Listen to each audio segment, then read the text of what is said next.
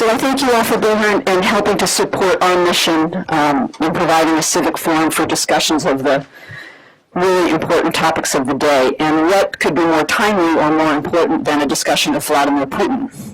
The two-term president turned prime minister of Russia, who, as I'm sure you all know, won the presidential election yesterday and will now serve a 6-year term. And this all, of course, against a backdrop of unprecedented protest and public challenge to his authority in the streets of Moscow and beyond.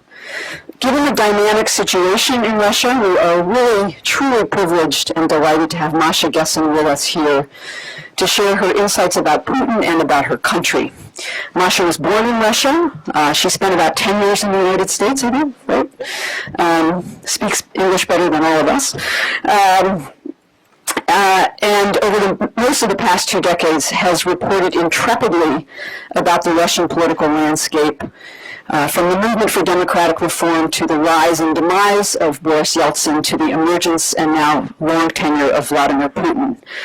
Many of us remember, no doubt, when he was first elected president of Russia, some dozen years ago. Putin was perceived here and in most parts of the world as a modern, reform-minded, post-Yeltsin leader. Indeed, after meeting Putin in 2001, George W. Bush said, now rather infamously, I looked the man in the eye, I was able to get a sense of his soul, a man deeply committed to his country and the best interests of his country. And I think it was Madeleine Albright who very quickly reacted to that comment by saying, I looked Putin in the eye and saw a KGB agent. I think that now has been picked up by John McCain and Hillary Clinton and many others, but it was Madeleine Albright who first said it. As Masha reports in rich detail in her book, Putin did not turn out to be the modern, reform-minded leader that the West expected, and it's taken a long time for the West to catch on to this. Behind the elegant European suits was a street thug, prone to crude vulgarisms and authoritarianism. Masha's dogged reporting reveals how this unremarkable former KGB colonel and city bureaucrat in St. Petersburg, this man without a face, was able to fill a political vacuum left by Yeltsin, and how, and this is really amazing, literally, and I think most of us would completely miss this, but literally within days of being elected president of Russia, he began this calculated, systematic, and ruthless dismantling of the country's democracy.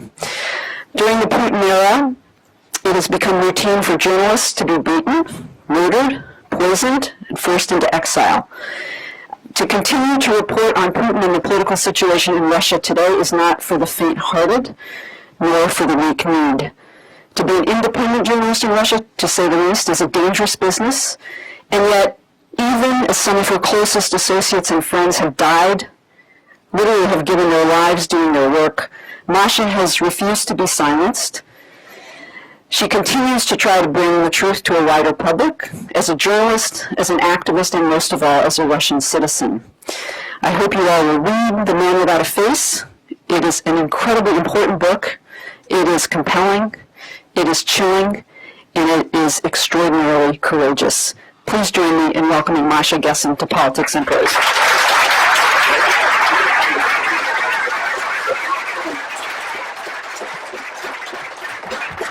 Thank you. I'll try to live up to that introduction.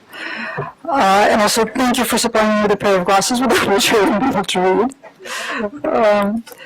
I am actually going to read from the epilogue, I think, which stands apart from the rest of the book a little bit, but it's a good standalone piece that I can read from. I was very lucky to have been able to get the epilogue in, because basically after I turned in the book and after I had read the version that was actually going to the printers, the protest movement started. And I asked if we could shoehorn a piece on the protest movement into the book. We managed to do that. So this is quite recent. The epilogue to the book is called A Week in December. And I really wrote it day by day as the protest movement began. And I want to read it today because 500 of my comrades were arrested today, and because the protest movement is facing its biggest challenge yet right now as we sit here.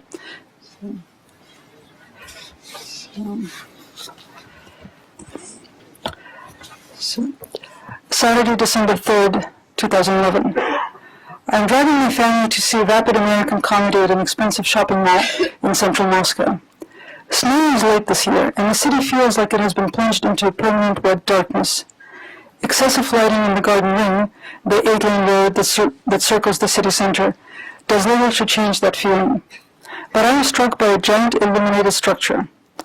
One might call it a poster or a billboard, but neither description would do justice to the scale of the thing. It sits atop a 2-story building from the 18th century, and it appears taller than the building. It is backlit and also illuminated brightly around the edges, some sort of King Kong digital photo frame. Inside the frame, Putin and Medvedev, one wearing a red tie and the other blue, look resolutely past each other over a giant caption, "United Russia, together we will win." Tomorrow is the parliamentary election. That makes today, by law, a day of silence, meaning any and all campaigning is banned, outdoor advertising included. I pull over at an intersection, take a picture of the monstrosity with my cell phone, and upload it to Facebook. Within an hour, the picture collects 17 comments, no world record, but more reaction than I expected on a Saturday night. Even more surprising, those commenting are not my usual gang of politically engaged friends. "Pigs," writes a marketing manager. "You'd think we've seen worse, but it still makes you want to throw up, doesn't it?" writes a former political reporter who gave up journalism 14 years ago. I have not voted in a parliamentary election for more than a dozen years, because Putin's laws rendered elections meaningless. Political parties could no longer get on the ballot without the Kremlin's approval, members of parliament were no longer elected directly, and the results were rigged by election officials anyway. But a couple of months ago, when a group of well-known liberal writers, artists, and political activists called on people to go to the polls and vote an obscenity on the ballot, I criticized the idea online as a losing tactic. The government had made a mockery of the elections, but I argued you cannot out-mock a cynic. What we really needed was a meaningful alternative to the mockery, like perhaps a reason to vote. In the back and forth that followed in various publications, a few people chimed in with actual reasons to go to the polls. First, to make sure the party of crooks and thieves, which is how the Putin's United Russia has been nicknamed, did not vote in union. Second, to vote for one of the quasi-opposition parties on the ballot, so that Putin's United Russia did not win a constitutional majority in parliament. Amazingly, these geeky exhortations went viral. Having written her dissertation on elections, my girlfriend is a principled, always voter. She woke up the other day and asked me, "Did I dream it, or did you say you were going to vote?" "Yes, I'm going to vote." "Why?" she asked. "I can't quite explain it," I said, "but I feel something is afoot." I said this because over the last few days I have had several discussions with my friends who are also going to vote. We have been trying to decide which so-called party to pick. And thousands of people, including a number of my friends, have registered and trained as volunteer election observers, either in their own or as part of an effort called Citizen Observer, organized by a prominent political scientist, Dmitry Oreshkin, who also happens to be my girlfriend's father. They will be spending tomorrow at the polls trying to forestall attempts at falsification. And people are discussing the picture of Putin and Medvedev on my Facebook page, as if, all at once, they really cared. Sunday, December 4th. I'll go to the polls a half hour before they close, as the geeks told me to, so that I can catch the election thieves red-handed if they have already used my name to vote. But no, neither I nor my 91-year-old grandmother registered at the same address has voted. Nor do I observe any other violations. I cast my vote uneventfully, photograph it, post it to Facebook as a potential aid in exposing vote count violations, another geek idea, and go to a former colleague's 40th birthday party. It is a mixed crowd, book publishing people, journalists, designers, and at least one wealthy manufacturer. My friend is one of those people who seem to know everyone, and everyone is talking about the election. 30-somethings come in declaring, "I voted for the first time in my life." After a while, it gets predictable that anyone who reached legal majority after Putin came to power will utter this phrase within minutes of walking through the door. A couple of guests who worked as volunteer election observers regale us with tales of violations. Young people who were paid to hide prepared ballots under their clothing and slip them along with their own. Election officials who removed observers once the counting began. Tomorrow we will find out that many officials simply forged their final tallies with no regard for the actual ballots. None of this is news to me or Daria, my partner. What is new is the fact that we're talking about all of this at a party late into the night, and that we all voted. And something else, too. The election observers tell us that their fellow observers included a school teacher, a businessman's wife who arrived in a Range Rover, and other people who are not like us. Something has shifted, and only for us media junkies glued to our Facebook pages. What do you think it will take for people to take to the streets? Vladimir, a smart young reporter from the leading business daily's presidential pool, asks those gathered in the kitchen. I'm not sure, I say, but I feel like something is in the air. Monday, December 5. Driving the kids to school, I listened to reports of partial returns on the radio. United Russia supposedly has just under 50% of the vote. I know this is not an accurate figure, but it is considerably lower than the similarly falsified results of the previous parliamentary election, when United Russia supposedly got 66%. Perhaps this time the true numbers are so low that some local election officials felt they could take the lie only so far. As I will also find out later today, some precincts resisted altogether the pressure to cook their numbers. Citizen Observer's 500 election observers posted at 170 precincts in Moscow saw no major violations of voting procedure at 36 of them. When the results from just those precincts were tallied, United Russia came in second with just over 23% of the vote, trailing the Communist Party. Assuming the selection of precincts was representative, it would appear that the official count more than doubled the real one. Citizen Observer also reports that 49% of eligible voters took part, far more than in any other recent Russian election. A protest is planned for tonight, and I plan to go. I do not want to. Protests in Moscow are dreary or dangerous or both. The way it works now, anyone planning to stage any kind of public rally or demonstration has to notify the authorities 10 to 15 days in advance.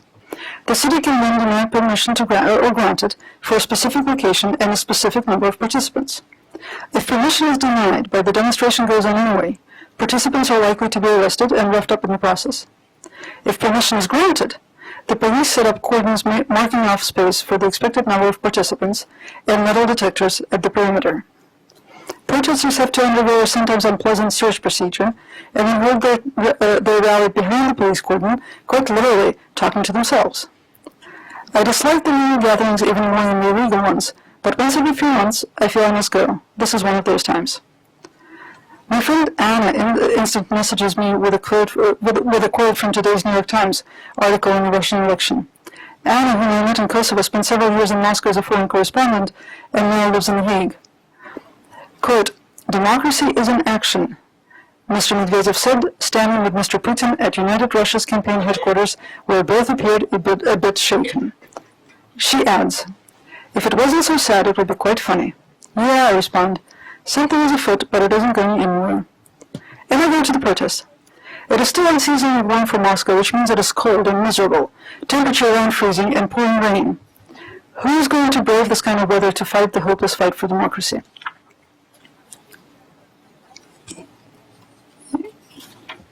Everyone. At least everyone I know. I approached the park where the protest is slated to take place with two friends, Andrei and Masha, and as we walk, people attached to a small clump. One of Andrei's younger brothers, and then another. Two were former reporters, the ones who took turns calling in from the scene of the theater siege disaster 9 years ago. One of them is now a radical art activist and has spent a fair amount of time in jail for punk protests. The other, Grisha, recently quit his editorial job in a dispute over pre-election censorship. He had been instructed to exclude critical articles from his digest of foreign media coverage of Russia. As we draw closer, we cannot even make out the metal detectors through the crowd. Then word spreads. The cordoned-off area has filled up. The police will not be letting any more people through. This means there are at least 500 people in the park, and that, by contemporary Moscow standards, is huge. We walk in the street along the park, looking in over a low fence. There are not hundreds, but thousands of people in the park. We find ourselves in an informal phalanx about 10 across. Parked all along the street are buses that brought the police here, and waiting president transport vehicles. We're blocking traffic, Andrei says. They'll detain us. The police look on indifferently as about a dozen of us climb over the fence to join the demonstrators. The rain keeps coming. My hair is soaked, and my feet feel like they're about to fall off. I'm happy to be standing here freezing and endlessly saying hello to friends appearing from every direction. There comes my friend the photographer with whom I traveled the war zones in the 90s. There, arriving separately, is his son, a college sophomore born a year after the Soviet Union collapsed. And now Tatiana, who was my editor more than 15 years ago. I've lost it, she tells me. Remember how we used to count the number of people at a demonstration in the 90s by mentally breaking the crowd into quadrants? I can't do it anymore. Neither can I. I cannot remember the technique, nor can I distinguish anything in the thick crowd, in the rain, in the dark. But I am certain there are more than 5,000 people here. Estimates will range up to 10,000. And that makes it the largest protest in Russia since the early 1990s. As the rally breaks up, I invite the group to my apartment, which is just down the block. The women accept the invitation, but the men say they're going to join the march to the Central Election Committee building. The march is clearly illegal, and I fear they will be arrested. Indeed, there will be about 300 arrests, and there will be violence. But there will be something else, too. In about an hour, when I'm cooking a late supper and people are sipping cognac in my apartment still trying to warm up, Grisha will tweet that Andrei has just pulled his two younger brothers out of a prisoner transport vehicle by their coat collars.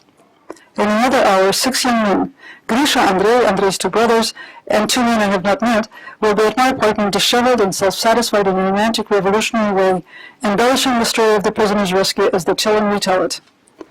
I think I have seen this before. This is the moment the fear lifts. Someone enters a prisoner transport vehicle to rescue his brothers, and the police in riot gear move aside and let him in. It is a tiny moment of great change. The young men eat and decamp to the police precincts where their less fortunate friends are being held. So, I think I'll stop here. Okay. So, thank you.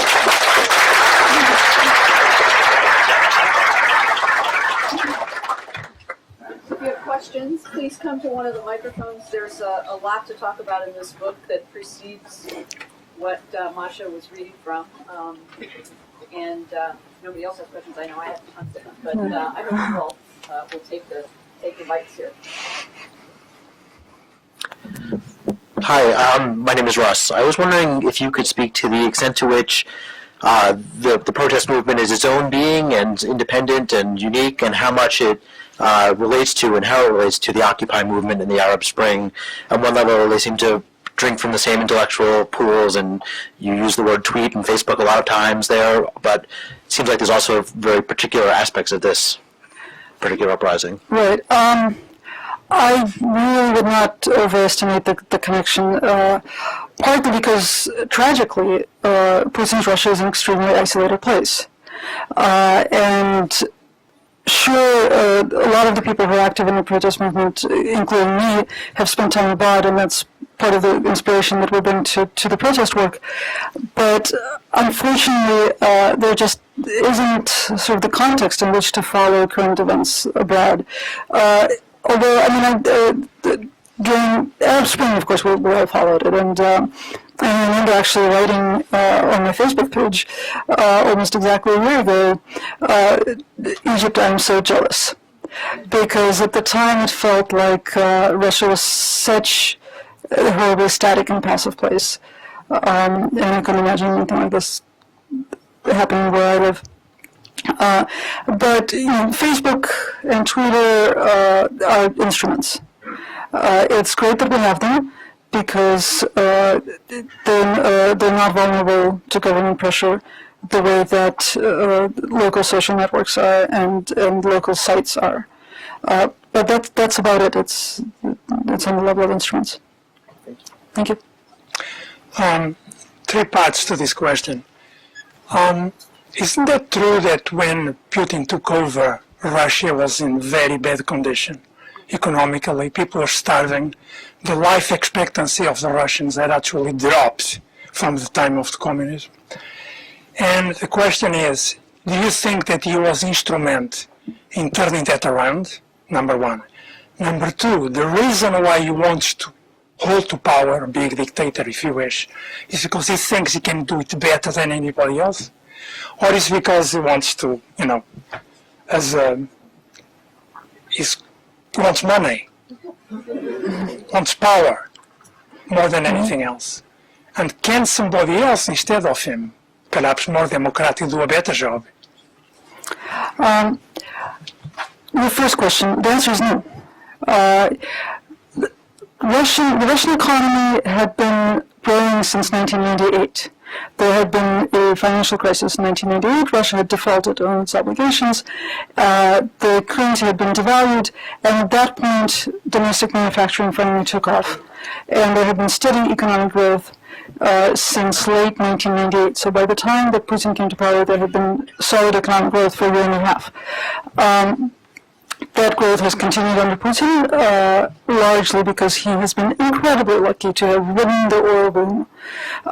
He has also ridden the oil boom to a completely undiversified economy. Domestic manufacturing has once again vanished.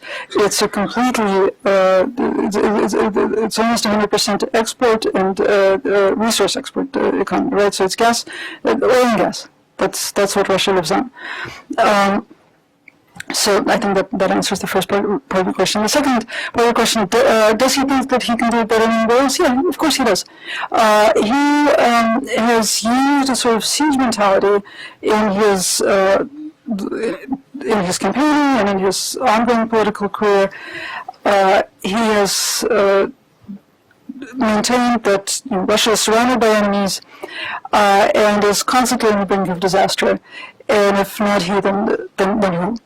And I think, yes, he believes that to a great extent. And I think that even the incredible wealth that he has amassed in the process of running Russia doesn't interfere with that picture.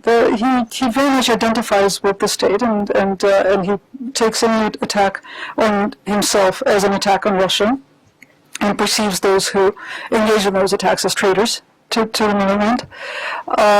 And so he thinks that the money that he has accumulated is somehow part of that melding of him and the state. Can somebody do it better? Yes, I am certain that somebody can do it better. I cannot name that somebody. And the reason I cannot name that somebody is because there are no political institutions in Russia, right? So before we get a politician, we have to have institutions. We have to have public discourse. We have to have media. We don't have any of that.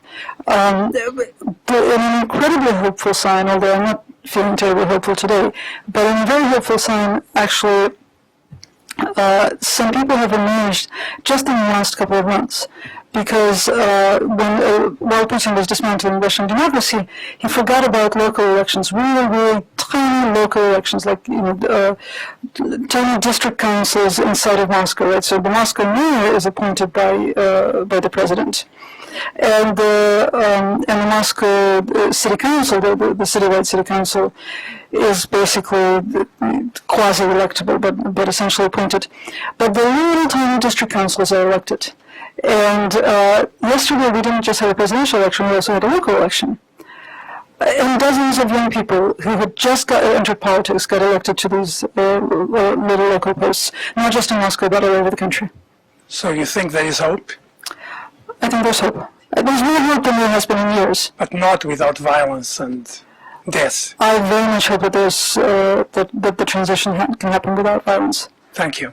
Thank you. Thank you very much. Thank you. I thank you for the reading. It's very, the books is extremely moving. I have two short questions. The first is regarding domestic fuel costs and Putin legitimacy, how major of a factor that is. The second one is regarding, Putin famously said that the collapse of the Soviet Union was the greatest catastrophe in like the 20th century. Can you discuss that kind of nostalgia? Right. So, what's your second question? Does he play any nostalgia? Yeah, nostalgia. Can you discuss that nostalgia? Yeah, domestic fuel cost is high. It's not as high as in other parts of Europe, but considering low Russian taxes, it's actually extremely high. It's comparable to the cost of fuel in the United States, which is an oil importer, while Russia is an oil exporter. Has that played a huge role? I don't think so. I mean, it certainly, there has been some sort of on the tail end of really huge economic growth. As growth has slowed, people have felt hardship, and fuel cost has has been a factor. But I think a far larger factor is just the everyday experience of living in Russia and the everyday experience of interacting with the state. It's always unpredictable and humiliating. If you're going to get your driver's license or your passport renewed, or you're going to get a license for a business to import huge quantities or whatever, it's always unpredictable and humiliating. And again, for drivers, I think a much bigger factor than fuel cost is actually the very experience of driving in the streets of Moscow, where we're not, yes, there are clearly some experts on driving, which is more often standing in traffic than driving, but more to the point, there's a special category of Russians, the bureaucrats, who have blue flashing lights on their cars that entitle them to violate all sorts of traffic rules and to exacerbate Moscow's horrendous traffic problems. And that's a constant source of resentment. And it's no accident that actually the very beginning of the protest movement was actually the so-called Blue Bucket movement, when people started taping blue plastic pails to the roofs of their cars, and from a distance they look exactly like these blue flashing lights. And so it's a sign of protest against these people who've usurped our roads. And actually, I had a blue pail in my car as well, but I try to bicycle when the weather permits. So the movement started in early April, so like by the end of the month I had already switched over to my bicycle. So I taped a blue bottle cap to my bicycle helmet. And that was great. That was just like my best bicycling season in Moscow, because people were so happy to see me with this blue bottle cap on my bicycle helmet. And that's just like a small measure of the resentment that people have toward the bureaucracy. Your second question about the nostalgia. Yes, absolutely. Putin has, the instinct by which he governs is directly related to his great love of the Soviet Union and an even greater love of the greatest institution of all, which is the KGB. And he's done everything that he can to make Russia resemble the KGB in as many ways as possible. It's a closed, paranoid system, which information doesn't enter and doesn't exit. And a lot of his rhetoric has played better than it otherwise might have, because of the nostalgia that people feel for the Soviet Union, a time of stability, a time of clear social roles, a time of their youth,